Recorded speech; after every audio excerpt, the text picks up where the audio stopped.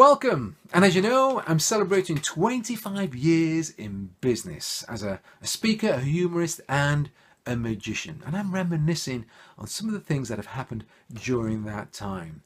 And I'm going back, way back today, way back to January 2013.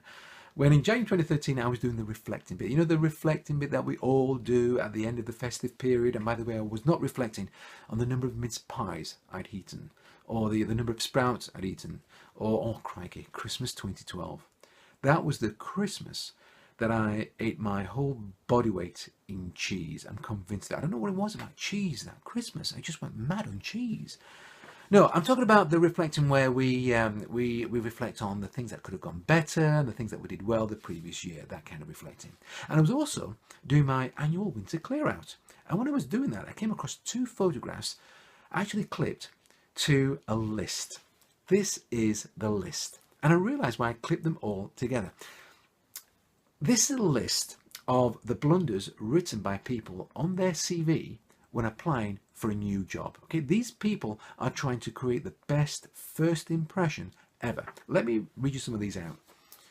Skills: strong work ethic, attention to detail, team player, self-motivated, attention to detail. How about this one? Hobbies: enjoy cooking Chinese and Italians. I'm not too sure about that. How about this? Is impressive. This is impressive. Finished 8th in my class of 10. And how about this? Now, this is an achievement. Received a plague for salesperson of the year. And how about this one? Other interests. Playing with my dogs, in brackets. They actually belong to my wife, but I love the dogs more than my wife. And this one is my favourite. Accomplishments. What are your accomplishments? Now, what could this person have accomplished that's going to be so impressive? Did they improve the bottom line of their past organization by 98%? Did they improve efficiency by 22%? What could they have possibly done? Brought in a balloon artist to entertain the team. Now, that is impressive. Can you imagine the first impression these people must have given to their potential employers? First impressions, they're so important, aren't they? And that's why I clipped this to those two photographs, because the two photographs were of the people that impressed me the most, that gave me the best first impression in 2012. The first one, okay, I'm not a fan of the beautiful game. I can take it or leave it as far as football is concerned. It's certainly not a religion for me. Nothing wrong with football, it's just not for me. But in June 2012, I met Kevin Keegan. So what? Okay, you might think that. And I would have said exactly the same thing before I met Kevin Keegan. But when I met him, I'm now a fan. October 2012, I met an old acquaintance of mine, Sacca. I've shared the platform, I've shared the stage with Sacca at a few conferences where we've spoken at the same event. When I met him all those years ago, he created a phenomenal first impression, and he still does today. Fantastic guy. The thing about creating a first impression, and what they did, these people, were when they met somebody for the first time,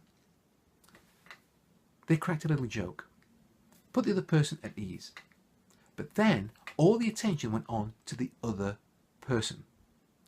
Have you been to those events where you've met up with somebody and you're talking to them and they're forever looking over your shoulder, or it's obviously that they're not interested in you?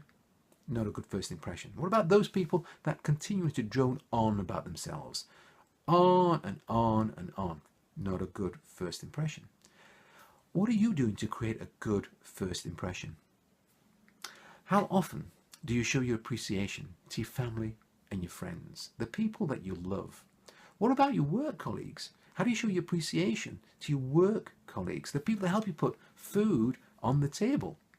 You see, I found that by showing appreciation and giving the best first impression that I possibly can to people, that love you give out, you get back in return. There have been times in my life when I needed help and I felt low. And because I did my best to give a good first impression and to get on with people and show appreciation, I got that love in return. You see, why do you show good Christmas spirit and goodwill at Christmas? Shouldn't we do it all year round? You see, the old cliche, what goes around comes around, is absolutely true. The truth about Christmas spirit and goodwill is that it's truly magical.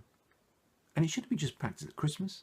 It should be practiced every single day of the year.